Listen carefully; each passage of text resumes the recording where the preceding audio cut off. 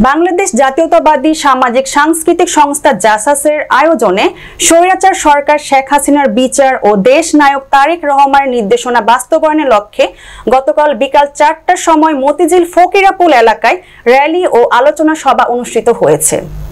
উক্ত সভায় প্রধান অতিথি হিসেবে উপস্থিত ছিলেন মহানগর দক্ষিণ জাসাসের আহ্বায়ক শওকত আজিজ।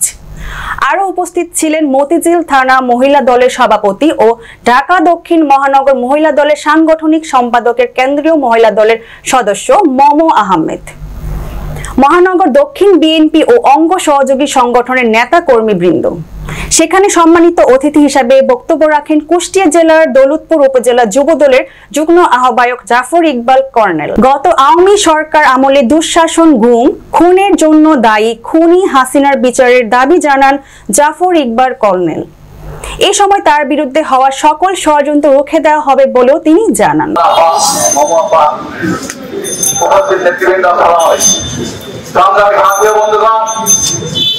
আপনারা জানেন দীর্ঘ ১৭ বছর তারা নির্যাতিত হয়ে বাংলার মানুষ রক্ত দিয়ে অত্যাচার সহ্য করে ঘরে ঘরে যে পরিমাণ অত্যাচারিত হয়েছে মানুষ, সেই মানুষগুলো আজকে স্বাধীন দেশে বসবাস করছে, স্বাধীনভাবে মুক্ত আকাশে স্বাধীনভাবে বসবাস করছে।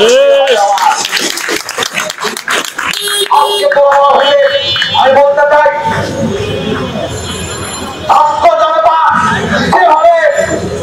বাংলার মাটিতে সংগ্রাম করে যুদ্ধ করে এই দেশ থেকে হাসিনার পতন ঘটিয়ে ভারতে পাঠিয়ে দিয়েছে, তাদেরকে আমি তাদের প্রতি আত্মার মানফিরাত কামনা করে আমি আমার বক্তব্য শেষ করছি।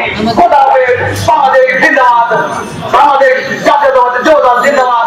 আছেন মাটিও মানুষের নেতা মির্জা আব্বাস এবং আমার আরেক নেতা, আমাদের এলাকারই নেতা, আমারই ভাই আব্দুল সালাম ভাই, সবাই ওনারা সবাই সুস্থ থাকুক, ভালো থাকুক। আমি চাই ওনারা থাকলে আমরা এগোতে পারবো, যেতে পারবো যে কোনো জায়গায়। আজকে দেখেন বন্যায় শেখ হাসিনা এত খারাপ উনি